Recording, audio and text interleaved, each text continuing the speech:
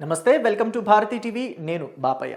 Jagan comments వైసీపీకి damage, jump కొట్టడానికి రెడీగా ఉన్న సీనియర్స్ అని చెప్పేసి ఈరోజు వీడియోకి నేను ఒక టైటిల్ పెట్టాను. అయితే జగన్ కామెంట్స్ వైసీపీకి నిజంగానే డ్యామేజ్ చేస్తున్నాయా అని అంటే మనం ఒక వీడియో చేశాము. అందులో జగన్మోహన్ రెడ్డి అమరావతికి సంబంధించి చేసిన కామెంట్స్ వల్ల ఎలాంటి ఇబ్బందులు పడుతున్నారు వైసీపీ నేతలు, ముఖ్యంగా అమరావతితో పాటుగా ఆ చుట్టుప్రక్కల జిల్లాలు అంటే గుంటూరు, బాపట్ల, కృష్ణా, ప్రకాశం, అలాగే ఎన్టీఆర్ జిల్లా, ఏలూరు జిల్లా, ఈ 6 జిల్లాల్లోని వైసీపీ నేతలు ఎంత ఇబ్బంది పడుతున్నారు అనేది మనం విశ్లేషించుకున్నాం. ఈరోజు వీడియోలో కేవలం వైసీపీలోని ఆ 6 జిల్లాల నేతలు మాత్రమే కాదు, అసలు వైఎస్ఆర్ కాంగ్రెస్ పార్టీలోని సీనియర్స్ అంతా కూడా ఎంత ఇబ్బంది పడుతున్నారు జగన్ కామెంట్స్ వల్ల అనేది నేను మీకు పూర్తిగా చెప్పబోతున్నాను. దీని మీదే ఇవాళ విశ్లేషించుకుందాం మనం. అయితే జగన్మోహన్ రెడ్డి మాజీ ముఖ్యమంత్రి అయిన తరువాత ఆయన చేసిన కామెంట్స్ చూస్తే అంటే అమరావతి మీద చేయకూడని కామెంట్స్ చేశారు. అలాగే భోగాపురం ఎయిర్పోర్ట్ విషయంలో కూడా క్రెడిట్ విషయంలో ఆయన బోల్తా పడ్డారు. అసలు మౌనంగా ఉంటే బాగుండేది. అలాగే పీపీపీ విషయంలో కూడా ప్రతిపక్షంగా ఉన్న వైసీపీ మౌనంగా ఉంటే బాగుండేది. అలాగే మనకు చూసుకుంటే రాయలసీమ ఎత్తిపోతల ఇరిగేషన్ అంటే రాయలసీమ లిఫ్ట్ ఇరిగేషన్ విషయంలో కూడా మౌనంగా ఉండుంటే బాగుండేది. ఇలాంటి వాటన్నిటిలో కూడా జగన్మోహన్ రెడ్డి కలగజేసుకుని పార్టీని ఇబ్బందుల్లోకి నెడుతున్నారు. దీనివల్లనే వైఎస్ఆర్ కాంగ్రెస్ పార్టీలోని సీనియర్లు అంతా కూడా అసలు మనం పార్టీలో ఉండడం కన్నా ఏదైనా వేరే పార్టీ చూసుకుని మారిపోతే బాగుంటుందా అని చెప్పేసి ఆలోచనలోకి వచ్చారట. అయితే ఈ విషయాలు చెప్పబోయే ముందు నేను 1-2 సార్లు అన్నాను, వైఎస్ఆర్ కాంగ్రెస్ పార్టీ ప్రతిపక్షంలో ఉన్నప్పుడు, జగన్మోహన్ రెడ్డి మాజీ ముఖ్యమంత్రిగా ఉన్నప్పుడు అని చెప్పేసి. అంటే వైఎస్ఆర్ కాంగ్రెస్ పార్టీని కించపరచాలని నేను ఆ మాటలు మాట్లాడలేదు. జగన్మోహన్ రెడ్డిని కించపరచాలనే ఉద్దేశం నాకు ఎటువంటి ఉద్దేశం కాదు. అయితే ఎందుకు అలా మాట్లాడాను అంటే, ఇప్పుడు ప్రతిపక్షంలో ఉన్నారంటే అంతకుముందు అధికార పక్షంలో ఉన్నట్టుగా 2019 నుంచి 2024 వరకు జగన్ ముఖ్యమంత్రిగా ఉన్నారు. ఆ విషయం చెప్పడమే నా ఉద్దేశం. అయితే దానికన్నా ముందు చూసుకుంటే ఆయన ప్రతిపక్ష నాయకుడిగా ఉన్నారు 2014 నుంచి 19 మధ్య.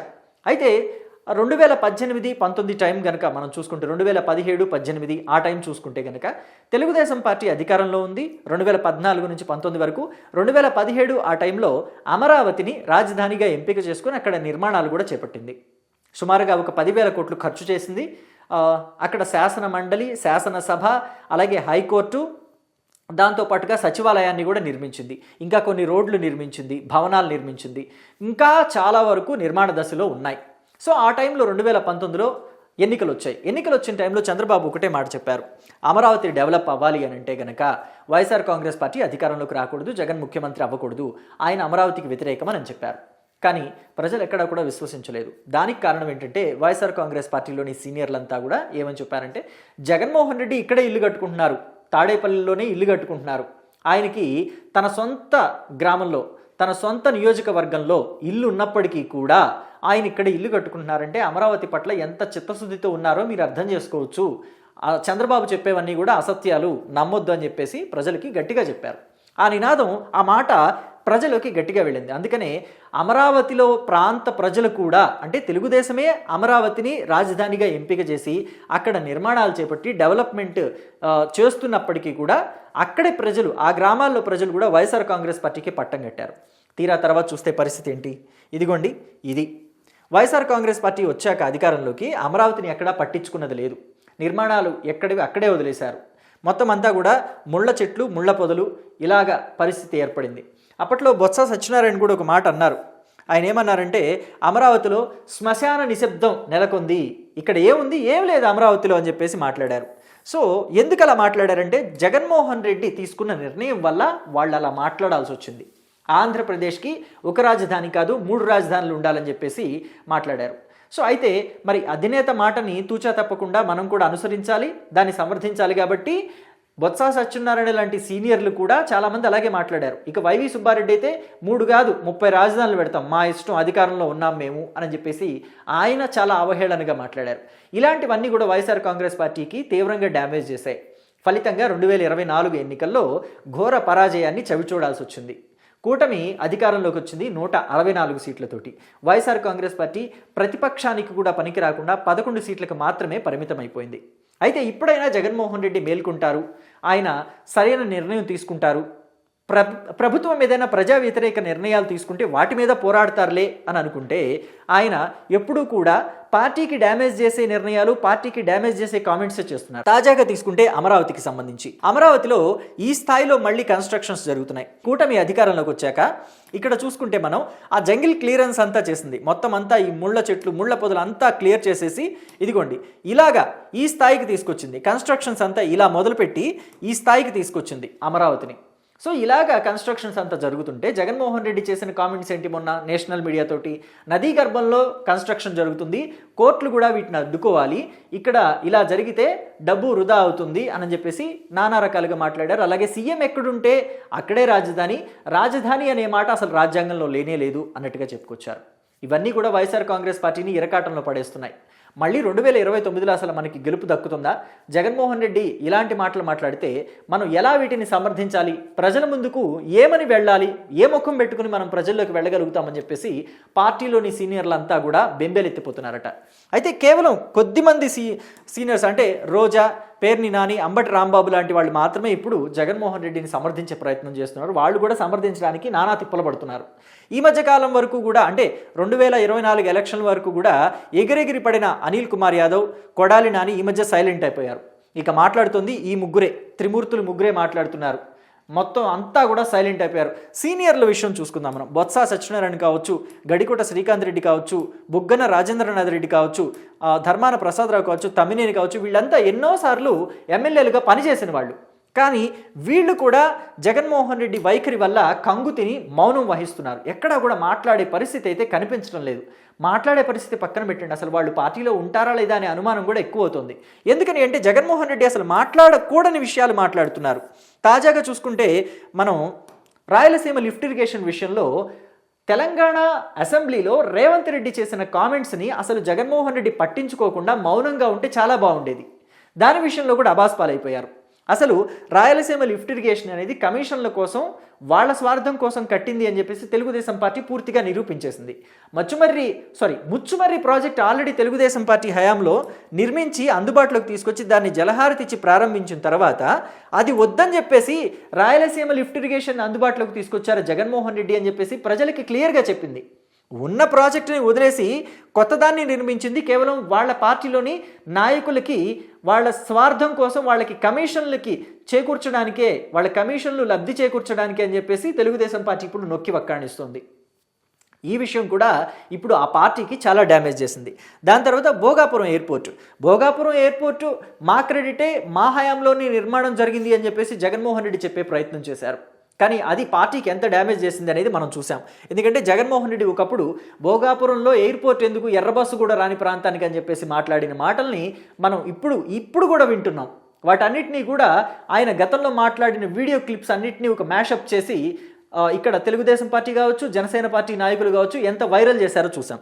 అయితే ఇదిగోండి, ఇది 2024లో ఫిబ్రవరిలో ఉన్న పరిస్థితి. భోగాపురం ఎయిర్పోర్ట్ అప్పట్లో ఇలా ఉండేది. సో దాన్ని ఇలా తీసుకొచ్చారు. అంటే ఏమీ లేని దాని దగ్గర నుంచి ఇదిగోండి కూటమి అధికారంలోకి వచ్చాక ఇలా తీసుకొచ్చారు. అంటే దాదాపుగా 90% పనులు పూర్తయినాయి. రన్వే కూడా అందుబాటులోకి వచ్చింది. రన్వే అందుబాటులోకి రావటమే కాదు, అక్కడ ఒక ఫస్ట్ ఫ్లైట్ కూడా ల్యాండ్ అయింది. అంతా పూర్తయిన తర్వాత క్రెడిట్ నాది అని అంటే ఎలా ఉంటుందో, అది వైసీపీకి ఎంత డ్యామేజ్ చేస్తుందో మనం క్లియర్గా చూసాం. అలాగే మెడికల్ కాలేజెస్, పీపీపీ విధానంలో మెడికల్ కాలేజెస్ కడతామని చెప్పేసి కూటమి సర్కారు అంటే దాన్ని పూర్తిగా వ్యతిరేకించి జగన్ ఎంత అబాస్పాలయ్యారో చూసాం. 1,00,000 సంతకాల సేకరణ వద్దు అని చెప్పేసి సీనియర్లంతా మొత్తుకున్నా కానీ ఏమాత్రం వినకుండా 1,00,000 సంతకాల సేకరణ చేపట్టి ఎందుకు కాకుండా చేశారు జగన్మోహన్ రెడ్డి. తీరా చూస్తే కేంద్ర ప్రభుత్వమే దానికి సపోర్ట్ చేసింది పీపీపీ విధానానికి. మన దేశంలో 7 నుంచి 8 రాష్ట్రాలు ఈ పీపీపీ విధానంలో మెడికల్ కాలేజెస్ కట్టడానికి, అలాగే హాస్పిటల్స్ కట్టడానికి ముందుకు వచ్చాయి. అక్కడ నిర్మాణాలు కూడా జరుగుతున్నాయి. సో దాని విషయంలో కూడా అబాస్పాలయ్యారు. అలాగే తిరుమల తిరుపతి దేవస్థానం ఎంత పవిత్రమైందో దాని పవిత్రతని డ్యామేజ్ చేస్తూ, దాని పవిత్రత మీద దెబ్బ కొట్టాలని చూస్తూ వైఎస్ఆర్ కాంగ్రెస్ పార్టీ ఎంత దెబ్బతింటుందో మనం తాజాగా కూడా చూసాం. అంటే గతంలో లడ్డు వ్యవహారంలో కావచ్చు, పరకామణి వ్యవహారంలో కావచ్చు, లేకపోతే శాలువాల వ్యవహారంలో కావచ్చు, కుంభకోణాలు చేసి అడ్డంగా దొరికిపోయిన వైఎస్ఆర్ కాంగ్రెస్ పార్టీ నేతలు ఇప్పటికీ కూడా తిరుమల పవిత్రత మీద ఏదో విధంగా దెబ్బ కొట్టి Telugu Desam party, Janasena party, Bharatiya Janata party కూటమిని ఇబ్బందుల పాలు చేయాలని చెప్పి ప్రయత్నం చేసి వాళ్లే ఇబ్బంది పాలవుతున్నారు.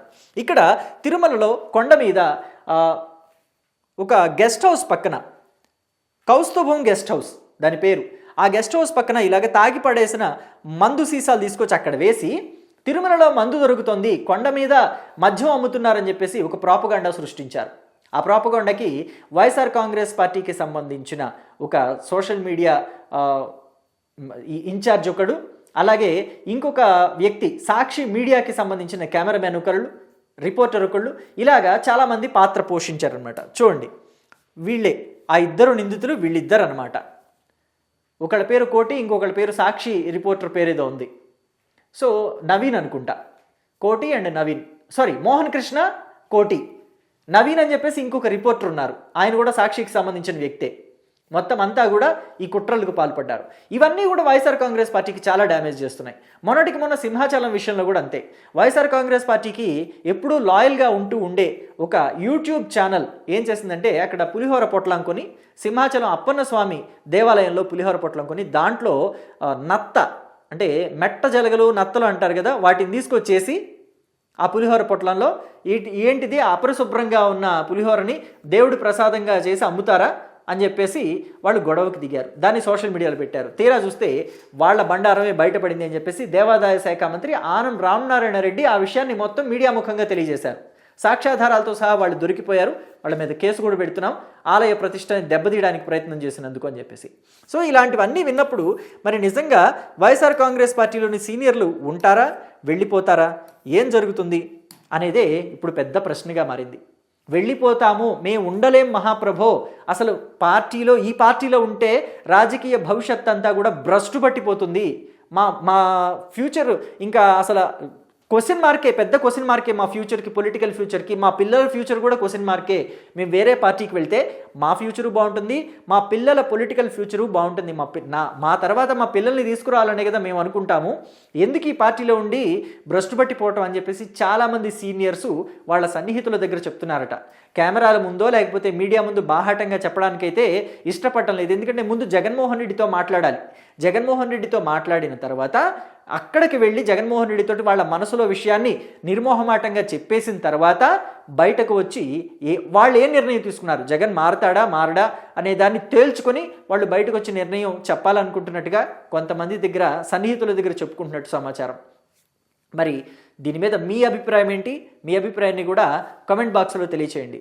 వైసీపీలో సీనియర్లు ఉంటారా, జంప్ కొట్టేస్తారా? జగన్ మారతాడు అనుకుంటున్నారా?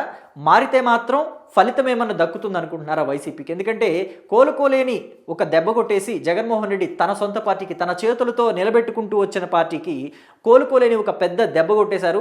తన చేతులతో కన్స్ట్రక్ట్ చేస్తూ వచ్చిన పార్టీని తన చేతులతోనే కూల్చివేస్తున్నారు జగన్మోహన్ రెడ్డి అని చెప్పేసి వార్తలు వినిపిస్తున్నాయి. ఇలాంటి వాటి మీద మీ అభిప్రాయం ఏంటి?